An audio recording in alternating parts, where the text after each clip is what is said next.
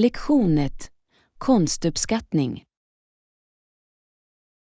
Beroende på målningen låter det som en perfekt aktivitet för en helg att besöka ett konstgalleri. Jag kunde inte hålla med mer. Att utforska olika konststilar kan vara både inspirerande och tankeväckande. Absolut. Det gör att vi kan fördjupa oss i olika perspektiv och tolkningar. Konst har ett unikt sätt att väcka känslor och utlösa kreativitet. Det är sant. Det är fascinerande hur en enda målning kan förmedla en mängd budskap. Varje penseldrag och färgval bidrar till den totala effekten av konstverket.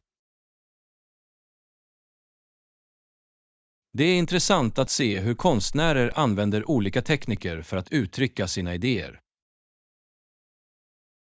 Absolut. Vissa konstnärer föredrar realistiska representationer, medan andra omfamnar abstrakta former. Och det finns de som experimenterar med okonventionella material och okonventionella metoder. Det är konstens skönhet. Det finns inga gränser eller begränsningar. Konstnärligt uttryck möjliggör oändliga möjligheter och individuell tolkning. Det är spännande att se hur olika människor uppfattar och ansluter till samma konstverk. Konst kan vara ett kraftfullt medium för att initiera samtal och utlösa dialog.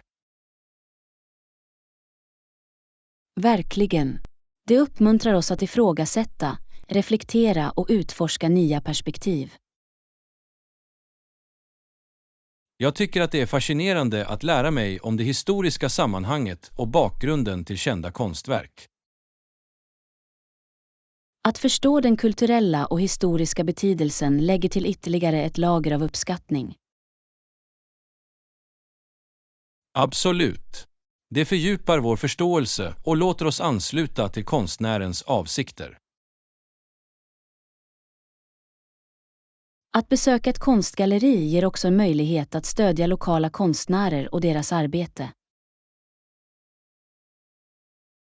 Det är en viktig punkt. Att stödja konstnärer bidrar till att främja kreativitet och kulturell mångfald. Dessutom är det en chans att upptäcka nya talanger och bevittna konstens utveckling. Konstgallerier organiserar ofta speciella utställningar och evenemang som ytterligare berikar upplevelsen. Att delta i konstnärssamtal och workshops kan ge insikter i den kreativa processen. Det är alltid inspirerande att höra direkt från konstnärerna och lära sig om deras inspiration. Absolut. Det är som att få en inblick i deras konstnärliga resa. Konst kan också fungera som en form av avkoppling och stressavlastning. Att engagera oss i konst gör att vi kan koppla bort från våra dagliga rutiner och fördjupa oss i skönhet. Det är därför många människor finner tröst och inspiration i att skapa konst själva. Oavsett om det är målning, skulptur eller någon annan form, kan konst vara en uppfyllande och terapeutisk aktivitet. Konst har verkligen kraften att förändra och berika våra liv på otaliga sätt. Lektion 2. Kundtjänst. Om du har några problem med ditt köp är det viktigt att kontakta kundtjänst direkt. De hjälper dig att lösa det.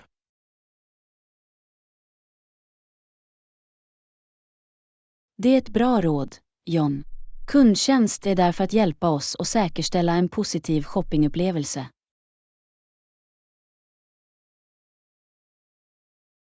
Absolut. De har expertis för att ta itu med eventuella problem eller problem vi kan ha. Det är tröstande att veta att det finns ett dedikerat team redo att hjälpa oss. När du kontaktar kundtjänst är det bra att ge alla nödvändiga detaljer om problemet. Ja, ju mer information de har, desto bättre kan de förstå och hjälpa till med problemet. Var tydlig och kortfattad när du förklarar problemet och glöm inte att nämna ditt beställnings- eller kontonummer. Det är en bra poäng. Att inkludera relevanta detaljer hjälper dem att hitta din information snabbt.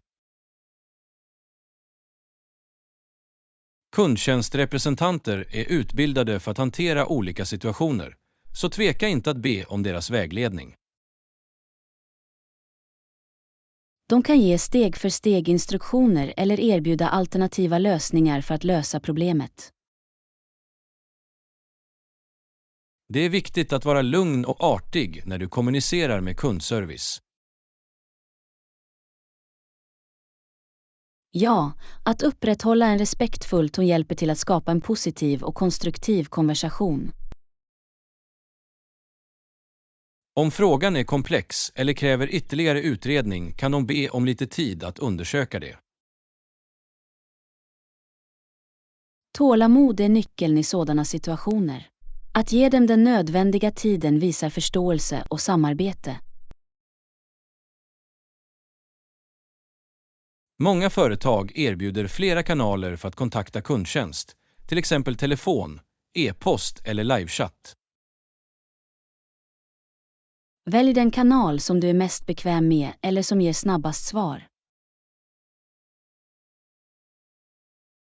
Vissa företag har till och med dedikerade kundsupportappar eller sociala mediekonton för snabbare hjälp.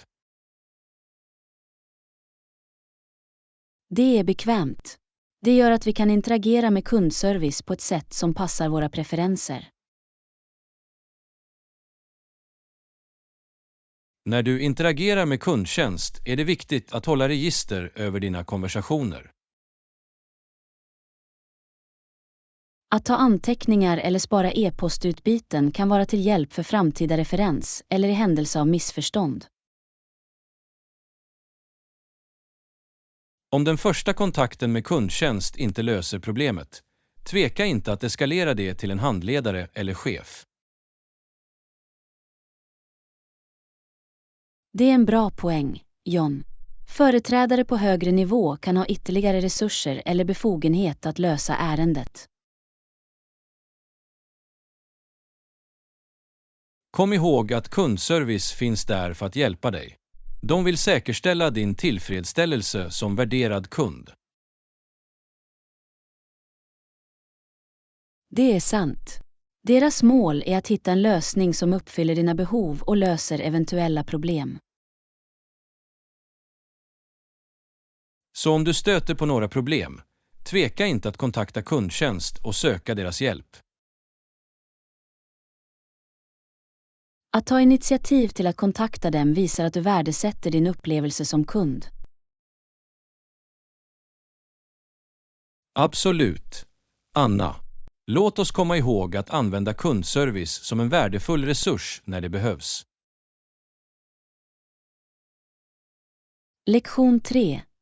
Tips för hemorganisation. Jag har försökt organisera mitt hem bättre. Har du några tips, Anna? Absolut, John. Ett effektivt tips är att rensa och bli av med saker du inte längre behöver eller använder. Det är vettigt.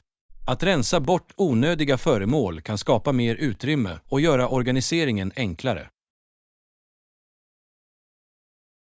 Ett annat användbart tips är att tilldela en utsedd plats för varje objekt för att undvika röran. Så, att ha en specifik plats för allt gör det lättare att hitta saker och upprätthålla ordning. Exakt. Du kan använda etiketter eller förvarningsbehållare för att hålla föremål organiserade och lättillgängliga. Jag gillar tanken på märkning. Det ger tydlighet och hjälper till att snabbt identifiera innehållet i varje behållare. Att använda vertikalt utrymme är också ett bra sätt att maximera lagring i ett litet hem. Det är sant. Att installera hyllor eller använda hängande arrangörer kan hjälpa till att frigöra värdefull golvyta. Ett annat tips är att skapa ett städ- och organisationsschema för att hålla koll på underhållsuppgifterna. Så att avsätta specifika tider för rengöring och organisering säkerställer att allt förblir i ordning. Det är också viktigt att regelbundet granska och omvärdera dina tillhörigheter för att förhindra onödig ackumulering. Det är en bra poäng. Att regelbundet utvärdera vad du har kan hjälpa till att upprätthålla ett organiserat bostadsutrymme. Att investera i funktionella möbler med inbyggd förvarning kan vara en spelväxlare för hemorganisationen. Möbler som tjänar dubbla syften, som ottomaner med dold förvarning, kan vara mycket användbara.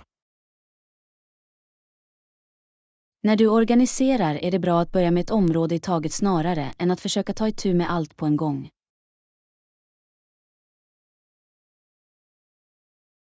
Att dela upp uppgiften i mindre, hanterbara delar gör processen mindre överväldigande. Du kan också involvera dina familjemedlemmar och tilldela specifika uppgifter till varje person. Att få alla involverade främjar en känsla av ansvar och gör det till en laginsats. Ett annat tips är att använda digitala verktyg och appar för att organisera dokument och viktig information. Det är en bra idé. Att gå digitalt kan spara fysiskt utrymme och göra information lättillgänglig. Slutligen, att upprätthålla en vana att städa upp dagligen, även i några minuter, kan göra stor skillnad på lång sikt. Så att ägna några minuter varje dag för att städa upp hjälper till att förhindra röran från att staplas upp. Absolut, John. Konsekvens är nyckeln när det gäller hemorganisation. Tack för att du delar med dig av dessa värdefulla tips, Anna. Jag är glad att börja implementera dem. Lektion 4. Rekommendation om lokal restaurang. Ja, det finns en bra lokal restaurang precis runt hörnet. De serverar utsökt mat. Det låter spännande, John. Vilken typ av mat är de specialiserade på? Det är en mysig italiensk restaurang med ett brett utbud av pastarätter och läckra pizzor. Jag är en stor beundrare av italiensk mat. Har de några utmärkta rätter du skulle rekommendera? Deras hemlagade lasagne är ett måste. Den är rik, smakrik och smälter i munnen. Jag älskar lasagne. Jag kommer definitivt att lägga till det på min lista när jag besöker restaurangen. De har också en fantastisk tiramisu till efterrätt. Det är det perfekta sättet att avsluta din måltid. Tiramisu är en av mina favoritdesserter. Jag kan inte vänta med att njuta av deras version. Restaurangen har en varm och inbjudande atmosfär, vilket gör det till ett utmärkt ställe för en mysig middag. Det låter härligt. Är det nödvändigt att göra en bokning? Eller kan du vanligtvis hitta ett bord? Det är lämpligt att göra en bokning, särskilt under rusningstid, för att säkra ett bord. Det är bra att veta. Jag kommer att se till att ringa i förväg och boka ett bord för mitt besök. Personalen på restaurangen är vänlig och uppmärksam och ger utmärkt service. Bra service förbättrar alltid matupplevelsen. Det bidrar till den totala njutningen. Priserna är också rimliga med tanke på diskens kvalitet och portionsstorlekar. Det är ett plus. Det är alltid trevligt att hitta en restaurang som erbjuder valuta för pengarna. Restaurangen har också ett trevligt urval av viner som komplement till din måltid. Jag uppskattar ett bra vinpar. Det lägger till ytterligare ett lager av njutning till middagsupplevelsen. En sak till. De har ibland levande musik, vilket bidrar till atmosfären. Levande musik skapar en underbar atmosfär. Det låter som en härlig plats att äta. Sammantaget är det en dold pärla som lokalbefolkningen älskar, och jag är säker på att du kommer att njuta av det också. Tack för att du delar denna rekommendation, John. Jag kan inte vänta med att prova denna lokala restaurang. Du är välkommen, Anna. Jag är säker på att du kommer att få en minnesvärd matupplevelse där. Lektion 5. Soluppgång och morgonrutiner. Soluppgång är alltid en sådan vacker syn att se. Det ger mig energi för dagen framöver.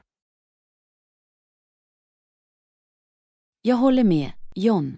Att bevittna en soluppgång kan vara ett lugnt och inspirerande sätt att börja dagen.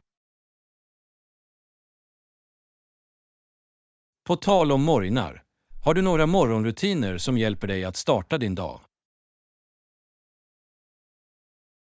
Absolut, John. En sak jag alltid gör är att dricka ett glas vatten så fort jag vaknar. Att återfukta det första på morgonen är ett bra sätt att fylla på och rehydrera din kropp. Jag gillar också att göra lite lätt stretching eller yoga för att väcka mina muskler och främja flexibilitet. Stretching är ett fantastiskt sätt att få blodet att flöda och förbereda kroppen för dagen. Jag tycker att ta några ögonblick för djupa andningsövningar hjälper till att lugna mitt sinne och öka fokus. Djupa andningsövningar kan definitivt hjälpa till att skapa ett positivt och fokuserat tankesätt för dagen. En annan viktig del av min morgonrutin är att äta en näringsrik frukost. Att äta en balanserad frukost ger den energi och näringsämnen som behövs för att börja dagen rätt. Jag försöker inkludera frukt, fullkorn och protein i min frukost för en väl avrundad måltid. Det låter som ett hälsosamt och närande sätt att driva din kropp på morgonen. Jag gör det också till en poäng att granska min att göra-lista och prioritera uppgifter för dagen framöver. Att planera och organisera dina uppgifter kan hjälpa dig att hålla dig fokuserad och produktiv hela dagen. Ja, att ha en tydlig plan i åtanke hjälper mig att hålla mig på rätt spår och uppnå mina mål. Tycker du att det att sätta mål eller avsikter för dagen hjälper dig att hålla dig motiverad? Absolut, John. Att sätta små mål eller avsikter hjälper mig att hålla mig motiverad och ger mig en känsla av syfte. Det är ett bra tillvägagångssätt. Det är viktigt att ha en känsla av syfte och riktning i vårt dagliga liv. Slutligen försöker jag spendera några minuter i tacksamhet och reflektera över saker jag är tacksam för. Att öva tacksamhet är ett underbart sätt att odla ett positivt tänkesätt och börja dagen med uppskattning. Jag kunde inte hålla mig mer, John. Att uttrycka tacksamhet sätter en positiv ton för resten av dagen. Jag kommer att ha det i åtanke och försöka införliva några av dessa morgonrutiner i min egen rutin. Det är jättebra, John. Jag är säker på att de hjälper dig att börja dagen på en positiv ton. Tack för att du delar med dig av dina morgonrutintips, Anna. Jag är glad att ge dem ett försök. Lektion 6. Boknings- och avbokningsregler.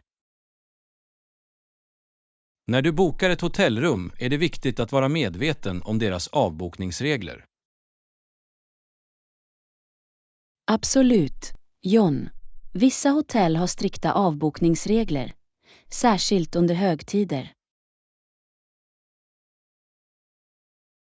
Det är sant. Om du avbokar några dagar före incheckningsdatumet kan du behöva betala hela priset. Det kan vara ganska dyrt om du måste avbryta i sista minuten. Jag dubbelkollar alltid avbokningspolicyn innan jag bokar. Det är ett smart tillvägagångssätt. Det är bättre att bli informerad i förväg för att undvika överraskningar. Vad händer om det är en nödsituation och jag måste avboka med kort varsel? Kommer jag fortfarande att debiteras? Det beror på hotellets policy. Vissa hotell kan avstå från avbokningsavgiften vid nödsituationer.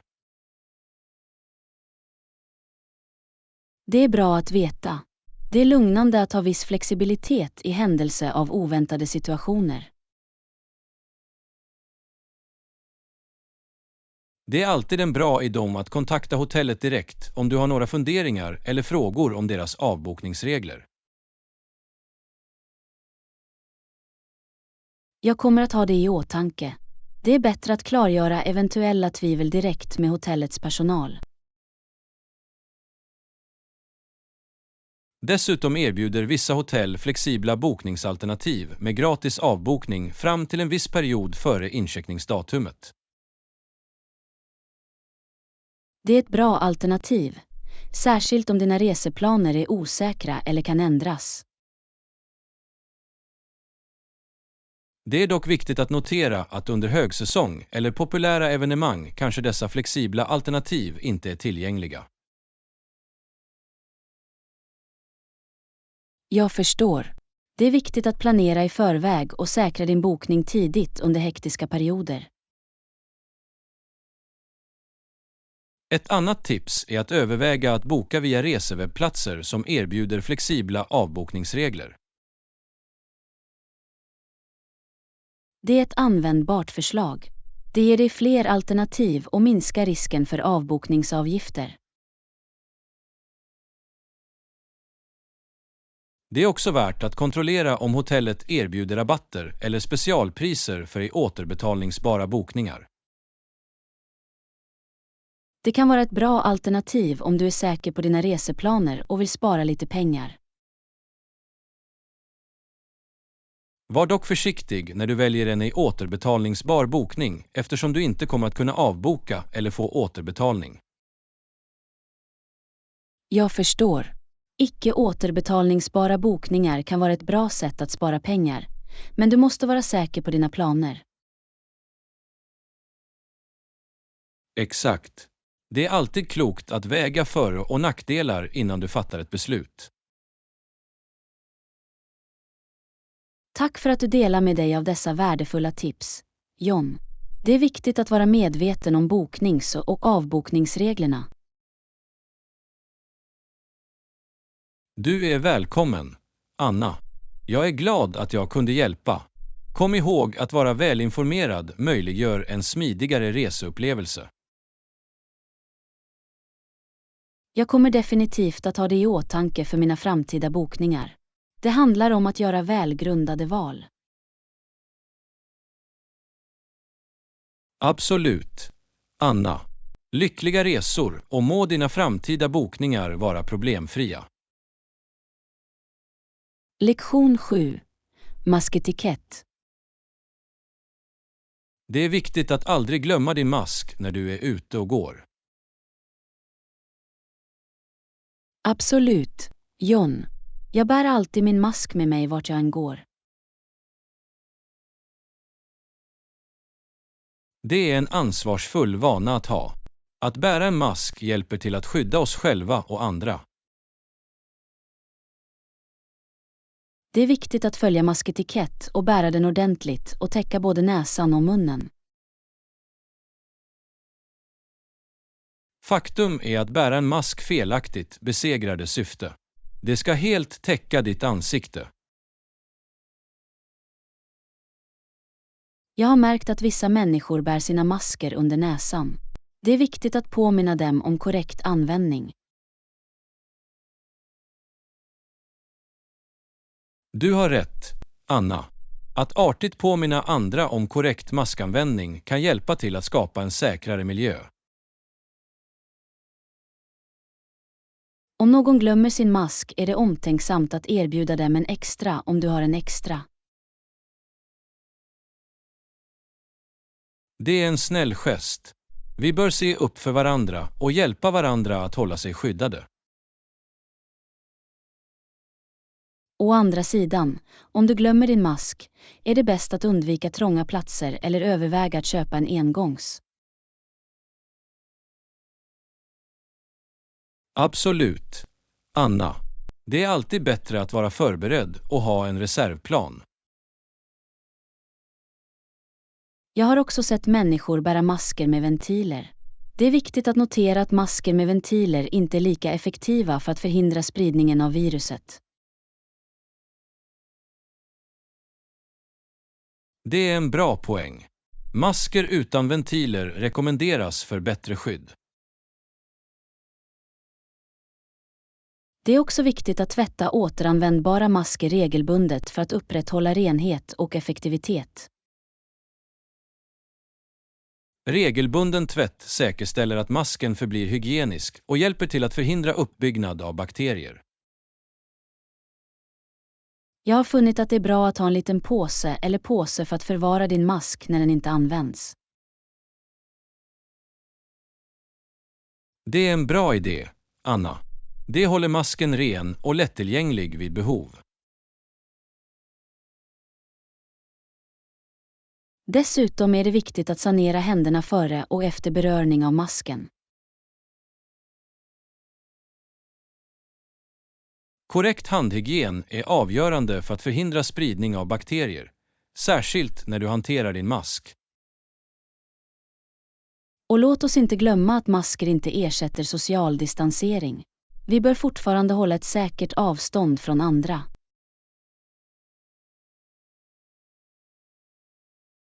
Absolut, Anna. Att bära en mask bör kombineras med andra förebyggande åtgärder för maximal effektivitet. Tack för att du diskuterade masketikett, John. Det är viktigt att vi alla gör vår del för att vara säkra. Du är välkommen, Anna. Håll dig säker och kom ihåg att bära en mask är ett enkelt men kraftfullt sätt att skydda oss själva och andra. Lektion 8. Influencer marketing. Har du funderat på influencer marketing? Det kan avsevärt öka varumärkets synlighet och räckvidd. Absolut, John. Influencer marketing har blivit ett kraftfullt verktyg i dagens digitala tidsålder. Påverkare har en lojal följare och kan effektivt marknadsföra produkter eller tjänster till sin publik. Det är sant. Genom att samarbeta med influencers kan varumärken utnyttja sitt inflytande och trovärdighet. Det är viktigt att välja influencers vars värderingar stämmer överens med varumärket och målgruppen. Definitivt. Äkthet och relevans är nyckelfaktorer för framgångsrika influencerpartnerskap. Att undersöka och granska potentiella influencers kan hjälpa till att säkerställa en bra passform för varumärkets budskap. Att engagera sig med mikroinfluencers kan också vara fördelaktigt, eftersom de ofta har en mycket engagerad och nischad publik. Mikroinfluencers kan erbjuda ett mer riktat tillvägagångssätt och generera högre nivåer av publikengagemang. Dessutom har de vanligtvis en mer personlig koppling till sina följare, vilket kan leda till bättre konverteringar. Det är viktigt att sätta tydliga mål och förväntningar när man arbetar med influencers. Att sätta mätbara mål hjälper till att spåra effektiviteten i marknadsföringskampanjer för influenser. Och glöm inte att övervaka prestanda och inverkan av samarbeten för att fatta datadrivna beslut. Att bygga långsiktiga relationer med influencers kan också vara värdefullt för pågående varumärkesmarknadsföring. Att upprätthålla öppen kommunikation och ge stöd till påverkare kan främja positiva partnerskap. Att erbjuda unika rabattkoder eller affiliatprogram kan stimulera påverkare och driva försäljningen. Samarbete med influencers kan också generera användargenererat innehåll och socialt bevis för varumärket. Användargenererat innehåll lägger till äkthet och uppmuntrar andra att engagera sig i varumärket. Det är viktigt att följa reklamreglerna och säkerställa transparens i sponsrat innehåll. Att avslöja partnerskap och sponsrat innehåll bygger förtroende hos publiken och undviker juridiska problem.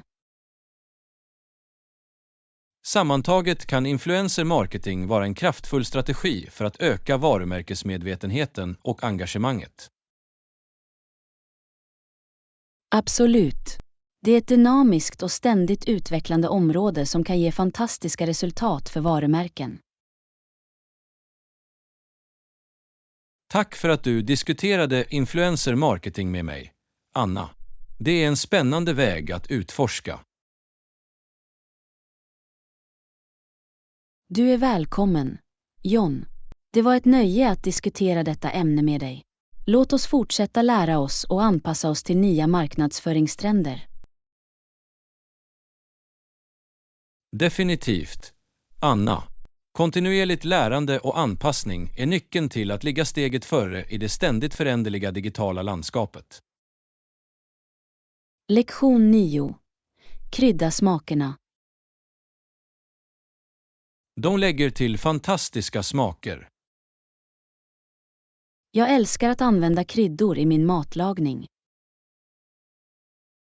De kan verkligen höja en maträtt och göra den mer utsökt. Absolut. Kryddor har kraften att förvandla vanliga ingredienser till extraordinära måltider.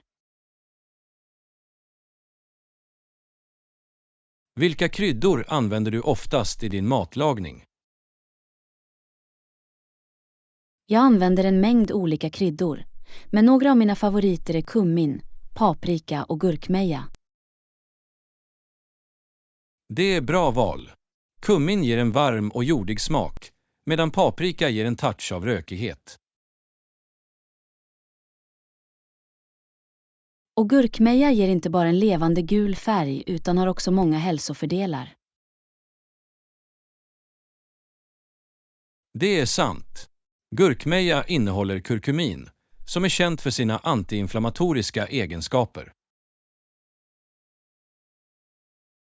Det är fascinerande hur kryddor inte bara förbättrar smaken utan också erbjuder potentiella hälsofördelar.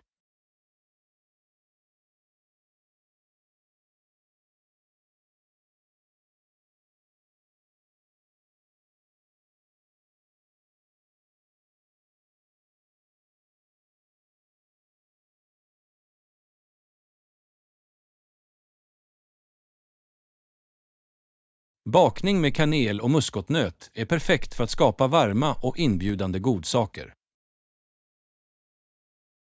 Ja, det är som en kram i form av en efterrätt. Jag håller helt med. Kryddor har förmågan att väcka känslor och skapa minnesvärda kulinariska upplevelser. Att experimentera med olika kryddkombinationer kan vara spännande. Det är som att ge sig ut på ett smakäventyr. Jag kunde inte hålla med mer. Att prova nya kryddblandningar kan öppna upp en helt ny värld av smaker och möjligheter. Det är också intressant att utforska kryddorna som används i olika kök runt om i världen. Absolut. Varje kultur har sin egen unika blandning av kryddor som bidrar till deras traditionella rätter. Genom att integrera olika kryddor kan vi bredda våra kulinariska horisonter och uppskatta globala smaker. Det är som att ta en kulinarisk resa utan att lämna ditt kök. Exakt. Kryddor har kraften att transportera oss till olika platser genom sina lockande aromer och smaker.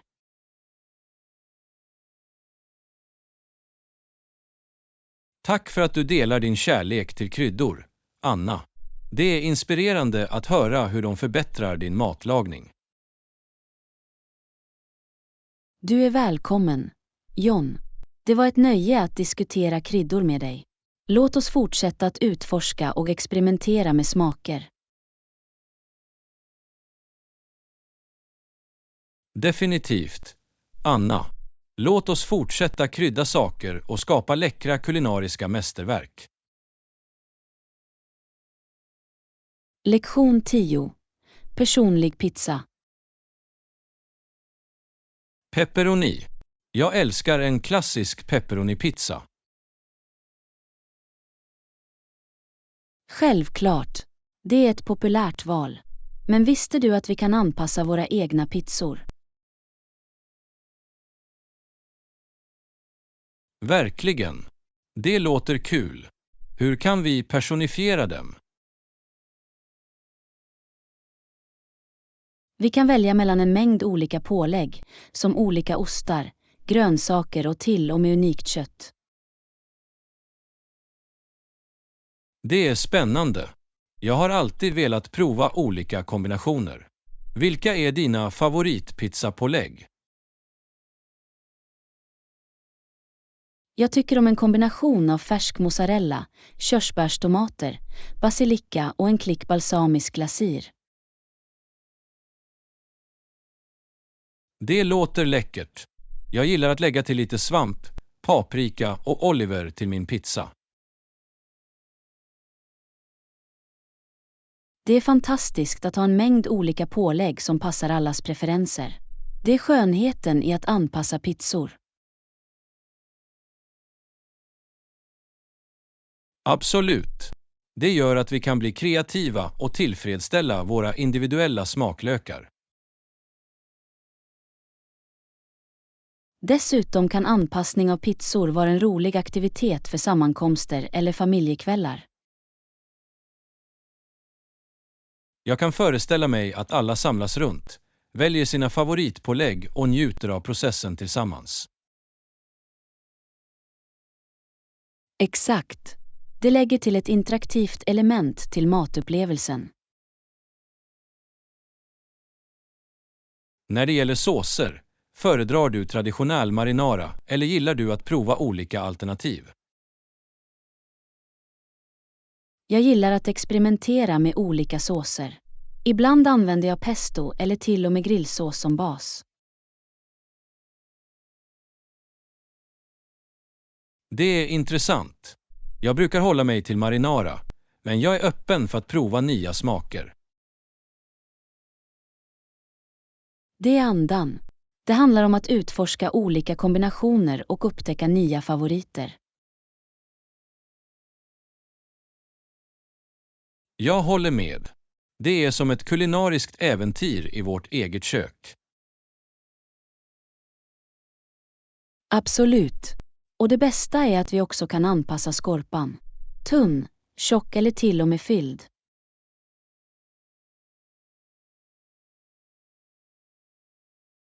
Ja, skorpan är avgörande. Det kan göra eller bryta en pizza. Jag brukar gå för en tunn och krispig skorpa. Jag tycker om en något tjockare skorpa med mjuk insida och en gyllene, krispig utsida. Det är fascinerande hur skorpan kan lägga till en helt ny dimension till pizzaätande upplevelse. Verkligen.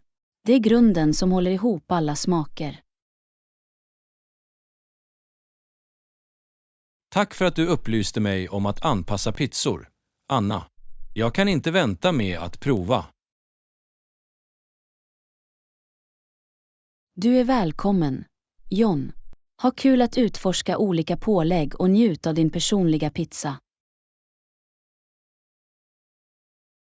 Jag ska, Anna. Låt oss fortsätta att omfamna vår kulinariska kreativitet och göra läckra pizzor tillsammans. Lektion 11. Mystery Book Club. Jag tycker också om att läsa mysterier.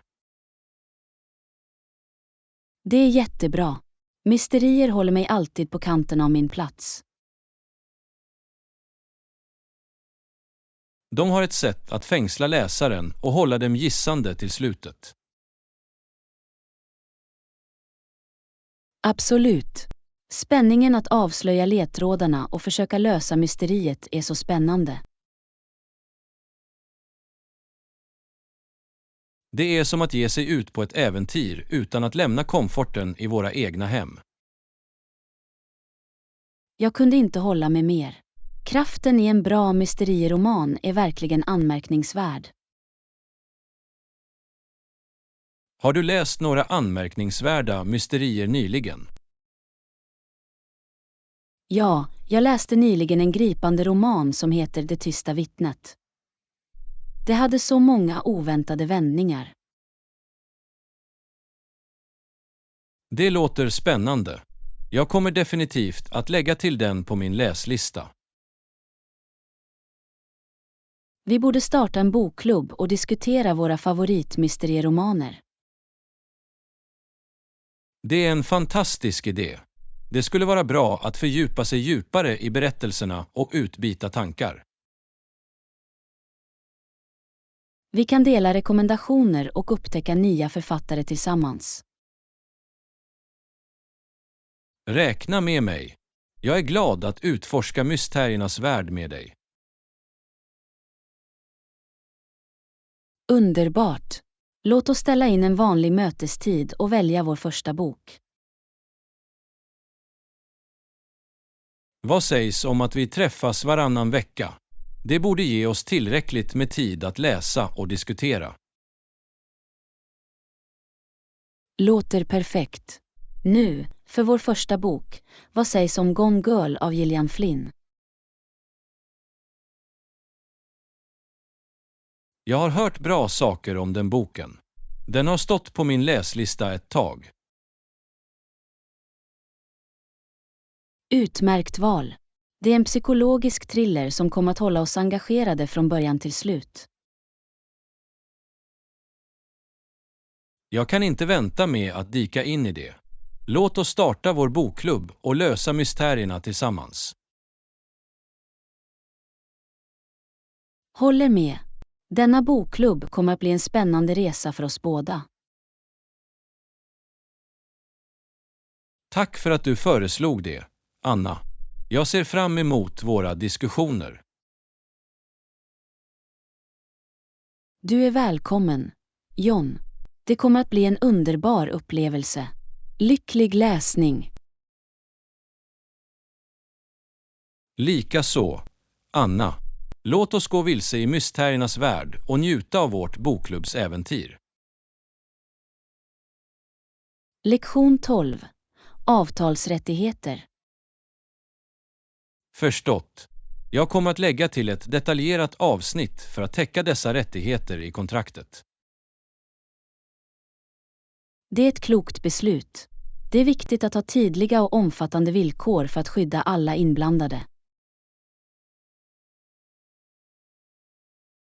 Absolut. Kontrakt är avsedda att fastställa rättigheter och skyldigheter, säkerställa ett rättvist och smidigt samarbete. Exakt. Genom att inkludera specifika klausuler kan du ta itu med potentiella problem och undvika missförstånd. Vilka är några viktiga rättigheter som bör omfattas av kontraktet? För det första bör immateriella rättigheter definieras tydligt för att skydda originalverk eller uppfinningar. Det är vettigt. Det är viktigt att fastställa vem som ska äga den immateriella äganderätt som skapats under projektet. Dessutom bör sekretessrättigheter tas upp för att skydda känslig information som delas mellan parterna. Jag håller med. Sekretessklausuler är viktiga för att upprätthålla förtroende och skydda proprietär information. En annan viktig aspekt är betalnings- och ersättningsrättigheter. Det är viktigt att beskriva betalningsvillkor och eventuella extra avgifter. Absolut. Båda parter måste vara tydliga på hur och när betalning kommer att göras för att undvika tvister. Och låt oss inte glömma uppsägningsrätten. Det är viktigt att fastställa villkoren under vilka endera parten kan säga upp avtalet. Det är en avgörande punkt. Att ha tydliga uppsägningsklausuler kan hjälpa båda parter att lämna avtalet vid behov. Slutligen bör tvistlösningsrättigheter inkluderas för att beskriva processen för att lösa eventuella meningsskiljaktigheter som kan uppstå. Bra poäng. Att inkludera en tvistlösningsklausul kan hjälpa parterna att hitta en lösning utan att tillgripa kostsamma tvister.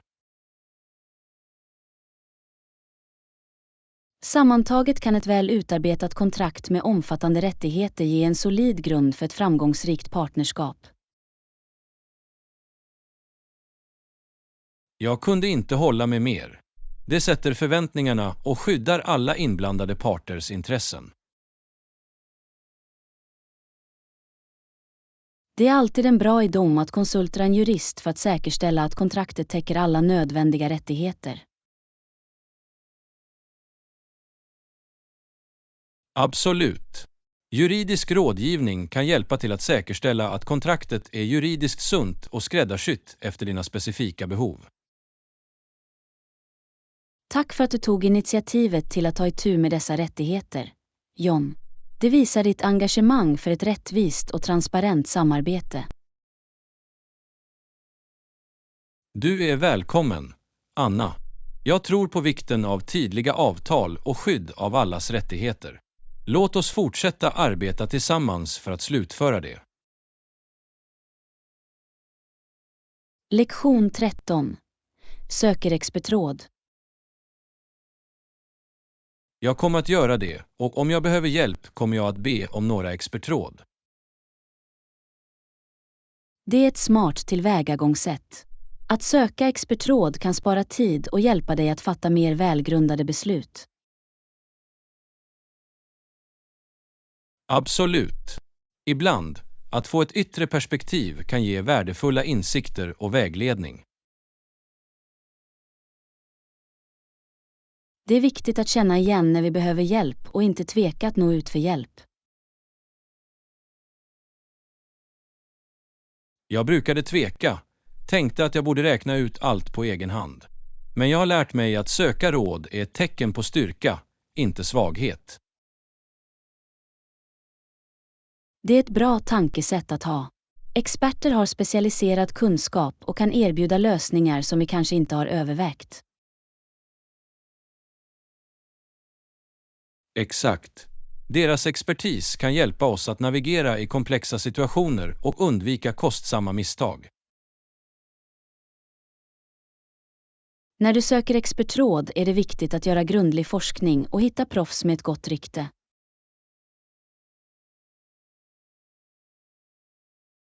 Håller med.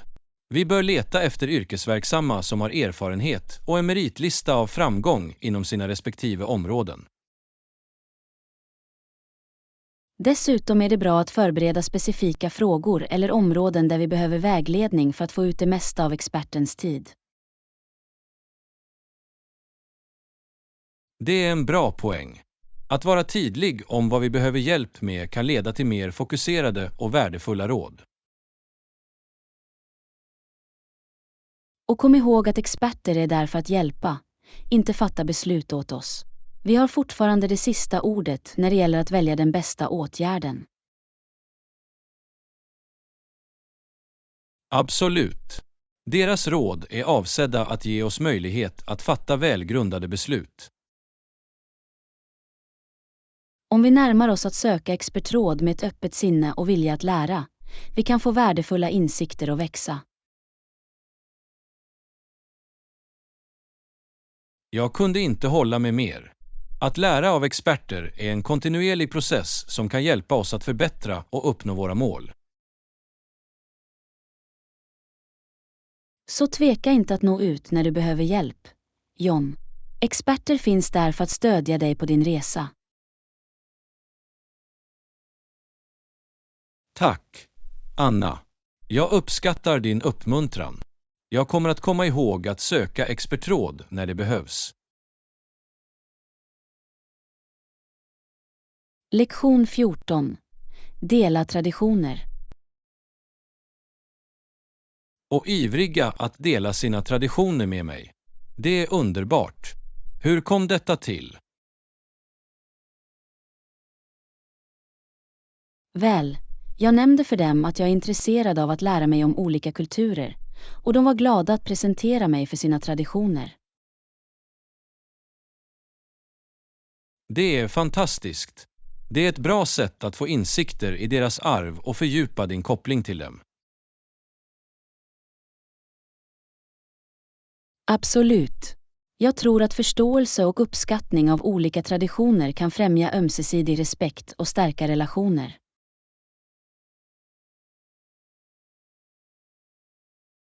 Jag kunde inte hålla med mer. Det är genom att dela och omfamna våra skillnader som vi verkligen kan fira mångfald.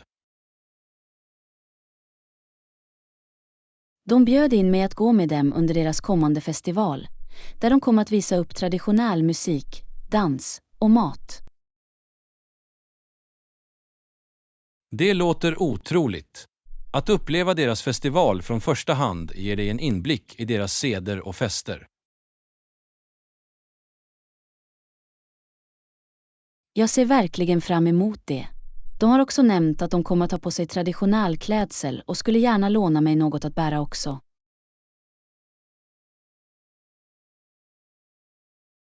Det är en härlig gest. Att klä sig i traditionell klädsel gör att du kan fördjupa dig helt i den festliga atmosfären. Jag är också glad över att lära mig några traditionella danser. De har erbjudit sig att lära mig några steg under festivalen. Det är en fantastisk möjlighet att omfamna sin kultur och prova något nytt. Jag är säker på att du kommer att ha mycket kul att lära dig danserna. Jag känner mig lycklig att ha denna chans att lära mig från första hand om deras traditioner och vara en del av deras firande. Det är verkligen en speciell upplevelse, Anna. Genom att aktivt delta och visa intresse bygger du meningsfulla kontakter med dem. Absolut, John. Jag tror att genom att omfamna och respektera varandras traditioner kan vi skapa en mer inkluderande och harmonisk värld. Bra sagt, Anna. Det är genom dessa kulturella utbyten som vi kan överbrygga luckor och främja en känsla av enhet. Jag är tacksam för möjligheten att lära och dela med sig av deras traditioner. Det är en berikande upplevelse som jag kommer att värna om. Njut av varje ögonblick av det, Anna. Din öppenhet och iver att lära sig om deras traditioner kommer säkert att lämna en positiv inverkan. Lektion 15. Hantera inställda flyg. Ännu en flygning. Ursäkta, vårt flyg blev inställt. Kan du snälla hjälpa oss? Självklart. Låt mig kontrollera statusen och se vilka alternativ som finns tillgängliga för ombokning. Tack, Anna. Denna oväntade förändring har kastat bort våra reseplaner. Jag förstår frustrationen. Det är viktigt att hålla sig lugn och arbeta tillsammans för att hitta en lösning. Absolut. Vi måste vara proaktiva och utforska alternativa alternativ för att nå vår destination. Jag ser att det är en ny flygning i morgon förmiddag. Skulle det vara lämpligt för oss båda? Ja, det skulle fungera. Låt oss gå vidare och boka biljetterna till morgondagens flyg. Jag ska göra mitt bästa för att säkra platserna för oss. Ibland kan tillgängligheten vara begränsad på grund av avbokningar. Jag uppskattar din hjälp, Anna. Det är lugnande att ha någon kunnig som hjälper oss att navigera i denna situation. Det är ett nöje, John. Jag är här för att se till att du får en smidig reseupplevelse trots besväret.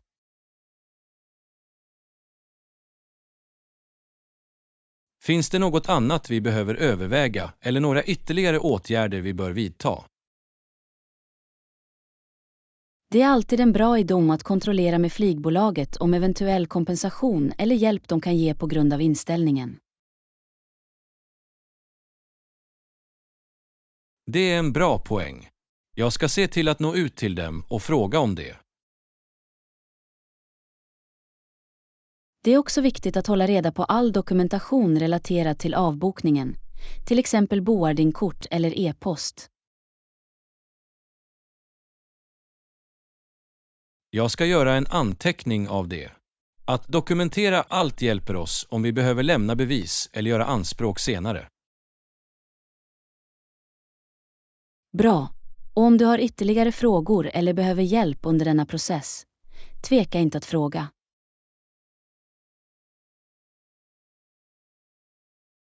Tack, Anna. Ditt stöd och vägledning har varit ovärderlig.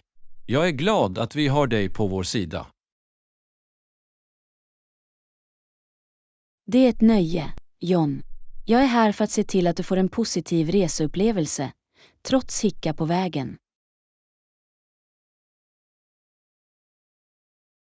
Vi uppskattar allt du gör för oss, Anna. Vi ser fram emot att äntligen nå vår destination.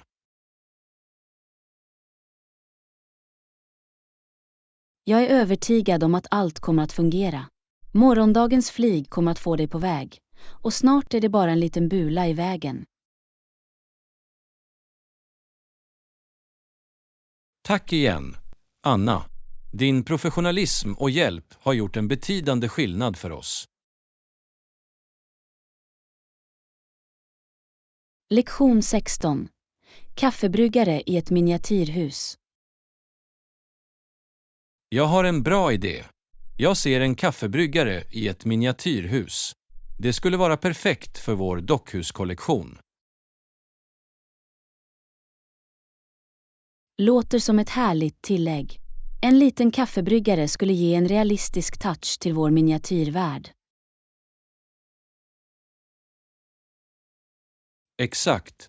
Föreställ dig de små kopparna kaffe vi kan servera till våra dockhusboende. Det kommer att väcka scenen till liv.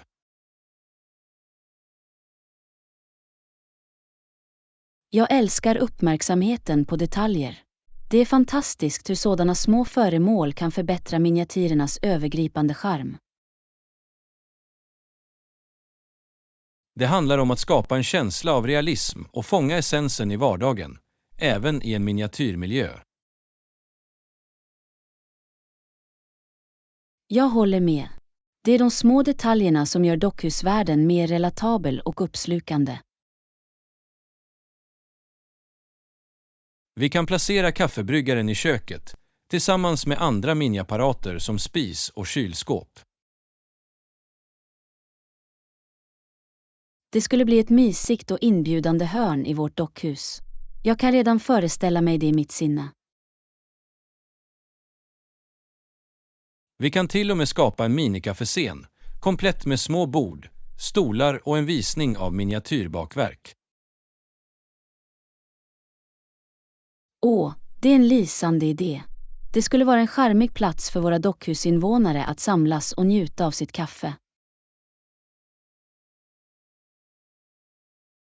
Och vi kan designa en miniatyrmenybräda med olika kaffealternativ. Det kommer att bli som ett riktigt café, men i miniatyrform. Jag blir upphetsad bara när jag tänker på det. Vi kan använda miniatyrtillbehör som muggar, kaffebönor och till och med ett kassaregister. Möjligheterna är oändliga. Vi kan låta vår kreativitet springa vild och väcka vår miniatyrkaffe till liv. Och det bästa är att vi kan byta saker när vi vill. Vi kan ordna om möblerna och skapa nya scener.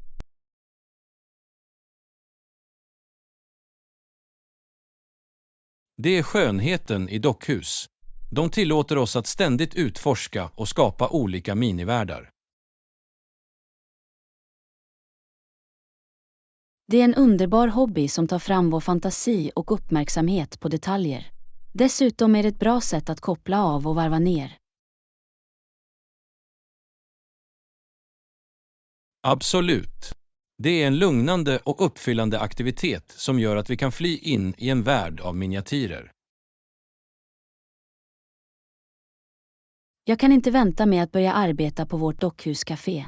Det kommer att bli ett vackert tillskott till vår samling. Jag ser också fram emot det, Anna. Låt oss samla allt material vi behöver och väcka vår miniatyrkaffe till liv. Håller med. Det kommer att bli ett roligt och kreativt projekt. Jag kan redan föreställa mig leenden på våra ansikten när det är klart.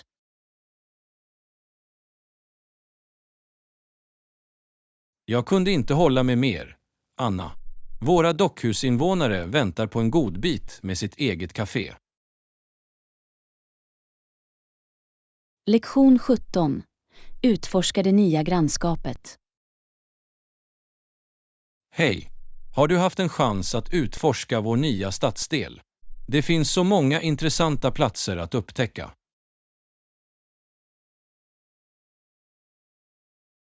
Ja, jag har promenerat runt i området. Det är ganska charmigt, med unika butiker och vackra parker. Det är fantastiskt att höra. Jag är glad att utforska det tillsammans. Var ska vi börja? Vad sägs om att börja med den lokala parken? Jag har hört att det har vackra vandringsleder och en liten sjö. Utmärkt idé. Det blir ett uppfriskande sätt att njuta av naturen och få lite motion samtidigt. Definitivt. Plus, vi kan träffa några av våra nya grannar som kanske också utnyttjar parken. Det är en bra poäng. Att ansluta till våra grannar hjälper oss att känna oss mer hemma i samhället. Efter parken kan vi kolla in det närliggande kaféet. Jag har hört att de serverar läckra bakverk. Låter som en plan. Att utforska grannskapet skulle inte vara komplett utan att hitta en mysig plats för kaffe och godis. Och det är ett utmärkt tillfälle att stödja lokala företag och få en smak av samhällets smaker. Absolut. Det är viktigt att fördjupa oss i den lokala kulturen och omfamna de unika erbjudandena. Jag märkte också en bokhandel precis runt hörnet. Det kan vara värt ett besök för bokälskare som oss. Jag kunde inte hålla mig mer. Bokhandlare har ett sätt att transportera oss till olika världar och utöka vår kunskap. Och vem vet, vi kanske snubblar över en dold pärla eller en bokklubb där vi kan träffa andra bokentusiaster. Det skulle vara fantastiskt. Att bygga kontakter och vänskap inom samhället är något vi bör prioritera. På tal om anslutningar såg jag ett samhällscenter i närheten. De anordnar ofta evenemang och workshops. Vi borde kolla deras schema.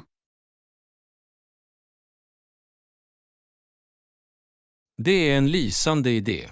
Att delta i samhällsaktiviteter hjälper oss att träffa människor som delar liknande intressen.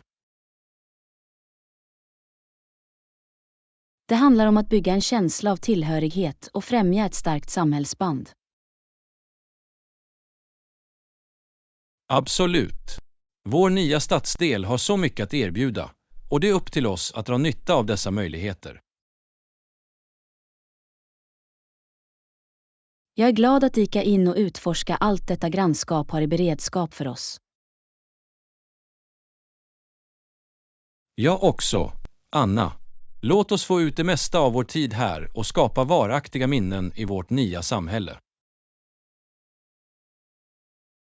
Tillsammans kommer vi att upptäcka dolda pärlor, träffa underbara människor och få det här grannskapet att kännas som hemma. Jag kunde inte ha sagt det bättre. Här är nya början och oändliga äventyr i vårt nya grannskap.